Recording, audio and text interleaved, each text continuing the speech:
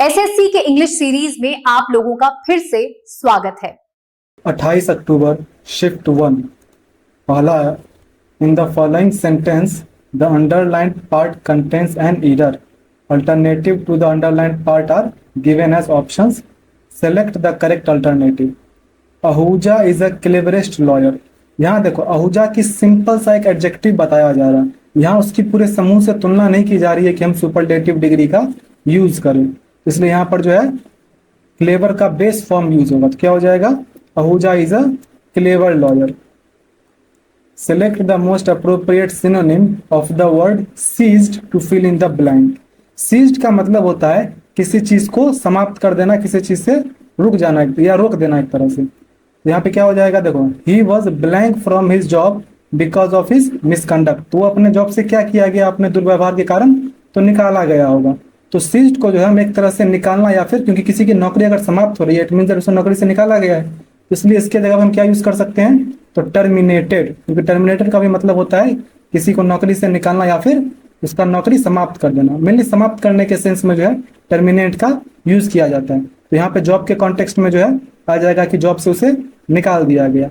इसके अलावा प्रोग्रेस्ड का मतलब होता है प्रगति करना, कंटिन्यूड का मतलब जारी रखा, और कमेंस्ड का मतलब शुरू करना। तो इसलिए इसका हो जाएगा टर्मिनेटेड, मतलब निष्कासित करना।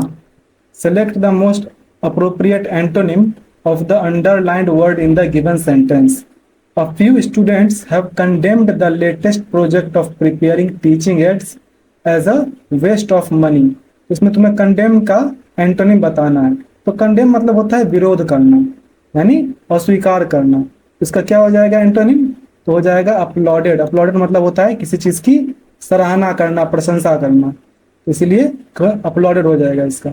इसके अलावा कंसोलिडेट जो है उसका मतलब होता है मजबूत करना किसी को, फिर है मतलब उसको एक तरह से समेकित करना। फिर है कॉन्ट्राडिक्टेड, इसका मतलब होता है विरोधाभास। फिर है डूम्ड, डूम का मतलब होता है दुर्भाग्यपूर्ण या विनाशकारी एक तरह से। नेक्स्ट है, select the most appropriate option that can substitute the highlighted words in the given sentence. The sceneries in Darjeeling are breathtaking. तो देखो, सीनरी जो है इसका मतलब होता है दृश्य, और वो अनकाउंटेबल नाउन है, तो इसलिए उसके साथ जो है हम प्लूरल नहीं लगा सकते। तो हम यूज करेंगे द सीनरी इन दार्जिलिंग। और जब सीनरी इन दार्जिलिंग है तो इसके लिए जो हेल्पिंग वर्ब यूज होगा वो भी सिंगुलर ही यूज होगा। तो क्या हो जाएगा, the scenery is Darjeeling is breathtaking. Select the most appropriate option to fill in the blank. The discussion led by the scientist was very blank. तो जो डिस्कशन साइंटिस्ट के द्वारा किया गया वो क्या हो सकता है, मोस्ट इंफॉर्मेटिव, इंफॉर्मेटिव, मोर इंफॉर्मेटिव या इंफॉर्मेशन। तो यहाँ पर जो है किसी चीज से तुलना तो करनी जा रही है जो हम मोर या मोस्ट का यूज करें। क्या हो जाएगा, इंफॉर्मेटिव। डायरेक्ट इसका हम बेस फॉर्म यूज करेंगे। Select the most appropriate antonym of the given word. Curse, curse का मतलब होता है किसी को श्राप देना या फिर बुरा भला कहना। तो इसका एंटोनिम क्या हो जाएगा, तो प्रेज। प्रेज का मतलब किसी की प्रशंसा करना। हालांकि ये एकदम इसका अपोजिट नहीं हुआ, लेकिन आसपास इसको हम कंसिडर कर सकते हैं। इसके अलावा क्या है, अब्यूज। अब्यूज मतलब गाली देना, कमेंट का मतलब टिप्पणी करना, और क्रिटिसाइज मतलब आलोचना करना। तो ये तीनों तो होगा नहीं। Select the most appropriate option that can substitute the underlined segment in the given sentence. Wolves teeth are larger and strong than dogs teeth. तो जब लार्जर में कंपेरेटिव का यूज किया ही है तो स्ट्रॉन्ग में भी जो है कंपेरेटिव का यूज करना चाहिए। क्या हो जाएगा, स्ट्रॉन्गर। नेक्स्ट है, select the most appropriate meaning of the given idiom. A blue eyed boy. A blue eyed boy का मतलब होता है जो कि तुम्हें बहुत प्यारा हो, यानी तुम्हारा पसंदीदा आदमी। इसके लिए हम क्या कर सकते हैं, वन हु इज फेवरेट। इसके अलावा एन अनवेलकम इंट्रूडर, यानी एक अनचाहा यानी बिना बुलाया हुआ घुसपैठिया। अ माइजर, माइजर मतलब होता है कंजूस। एन अनपरसीव्ड ऑब्जर्वर, यानी एक अनजाना दर्शक। नेक्स्ट है, select the most appropriate option to complete the given sentence in present perfect continuous tense. जैसे प्रेजेंट परफेक्ट कंटिन्यूअस टेंस में लाना है तो हम क्या यूज करेंगे, subject plus has have plus been plus V4 plus other context. क्या हो जाएगा, द कंपनी ब्लैंक। तो ब्लैंक की जगह क्या आ जाएगा, कंपनी के लिए हम यहाँ सिंगुलर यूज करेंगे तो हो जाएगा हैज प्लस बीन। तो the company has been working towards achievements. ठीक। नेक्स्ट है, select the most appropriate synonym of the word native from the given sentence. तो नेटिव का मतलब होता है निवासी या मूल निवासी, जो किसी स्थान का मूल होता है उसके लिए हम नेटिव यूज करते हैं। तो देखो ये सेंटेंस पढ़ के देखो कहाँ पर इसका सिनोनिम तुम्हें मिलता है।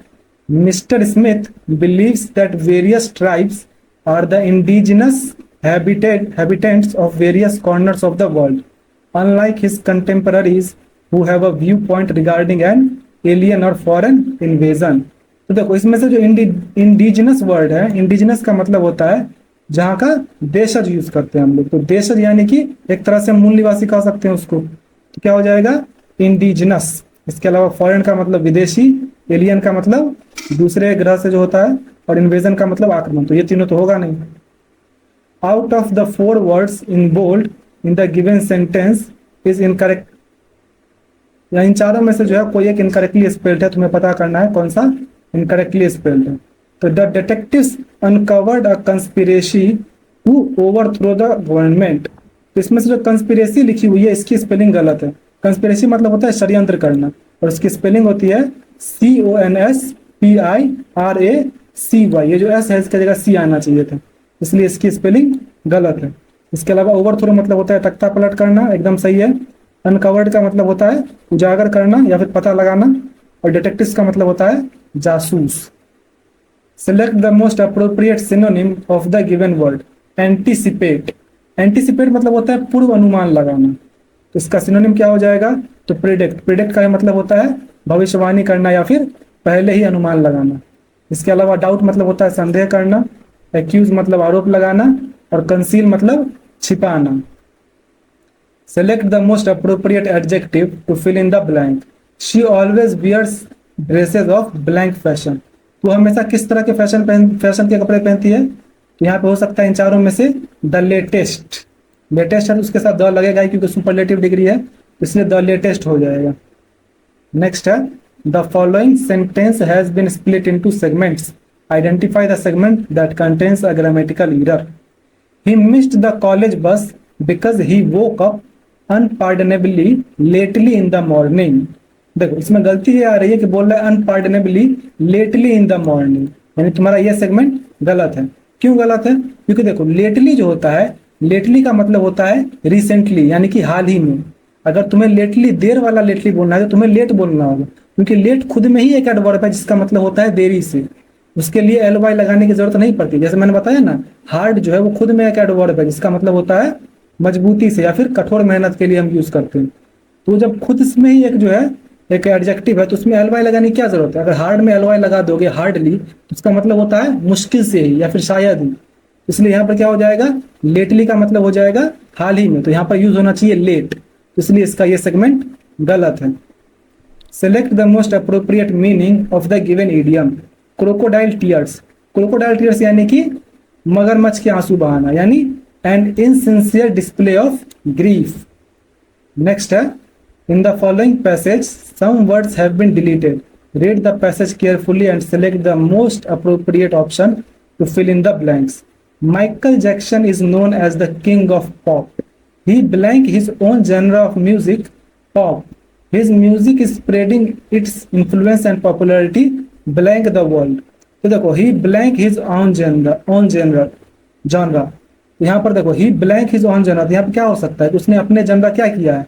तो उसने इसमें से क्या हो सकता है? डोमिनेट। डोमिनेट का मतलब डोमिनेट करना किसी चीज को, जैसे ये जॉनरा की बात की जा रही है तो किसी चीज को डोमिनेट करने के लिए हम यूज करते हैं उस पर एक तरह से प्रभुत्व रखना।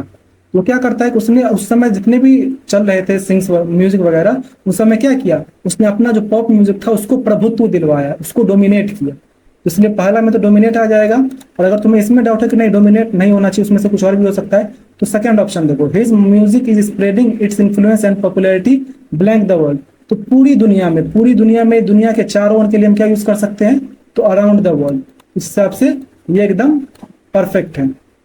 नेक्स्ट है select the correct spelling of the underlined word in the given sentence. The magician performed a magnificent trick. इसमें मैग्निफिसेंट की स्पेलिंग गलत है। मैग्निफिसेंट की स्पेलिंग होती है MAGNIFICENT। यहाँ पे जो ए है इसकी जगह ई होना चाहिए, इसलिए ये करेक्ट है। Select the most appropriate option to substitute the underlined segment in the given sentence. If no substitution is required, select no substitution required. Manisha had a great feeling for those who were junior than her. तो junior, senior, superior, inferior इस सब के साथ मैं बता चुका हूं. Then नहीं लगता, टू लगता है. तो क्या हो जाएगा? Junior to her. Select the option that correctly rectifies the underlined spelling error in the given sentence. The reorganization of daily life brought by industrialization had effects that weakened the material basis for the institutions of the family and the community. इसमें institutions की spelling गलत है. इसकी correct spelling क्या हो जाएगी? INSTITUTIONS, institutions यानी संस्था. नेक्स्ट है, select the most appropriate option to fill in the blank. The sharpshooter blank dead a man-eating tiger after it allegedly killed 9 people in the last few days. तो sharp shooter क्या करेगा? तो वो shoot करेगा. तो shoot के लिए हम यहाँ पर V2 का यूज करेंगे क्योंकि उसने उस टाइगर को मार दिया. तो V2 का यूज करेंगे क्योंकि ये सिंपल पास्ट टेंस में लिखा हुआ है. क्या हो जाएगा? The sharp shooter shot dead a man eating tiger. अब है कंप्रहेंशन पैसेज. तो एक बार पढ़ लो. अब क्वेश्चन देख लो. 1 2 3 4 5. चलो अब बनाया जाए. World wide illiteracy rates have blank declined in the last few decades. यहाँ क्या आना चाहिए? Blank declined. Thirdly consistently, verily या कंसिक्वेंसली. यहाँ पर कंसिस्टेंटली सबसे अप्रोप्रिएट बैठ रहा है क्योंकि क्या बोल रहा है कि वर्ल्ड का जो इलिटरेसी रेट है यानी कि विश्व भर में जो क्या बोलते हैं इसको, साक्षरता का अपोजिट क्या होता है? इलिटरेसी मतलब अनपढ़ता नहीं, निरक्षरता. हाँ, निरक्षरता का जो दर है वो क्या हो रहा है? तो लगातार गिरता जा रहा है. क्या हो जाएगा? Consistently declined in the last few decades. One of the major reasons for this decline is the sharp increase in literacy rates blank young women. तो यंग वुमेन के बीच जो है, जो उनकी साक्षरता दर बढ़ी है, वो एक मेजर रीजन है इलिटरेसी रेट के गिरने का. तो यंग वुमेन के बीच तो क्या हो जाएगा? बिटवीन, अमंग, ओवर या अगेंस्ट. तो यहाँ दो लोगों की बात तो हो नहीं रही है, बहुत सारे लोगों की बात हो रही है. तो अमंग हो जाएगा, among young women, which is a result of specific blank design to increase educational opportunities for girls.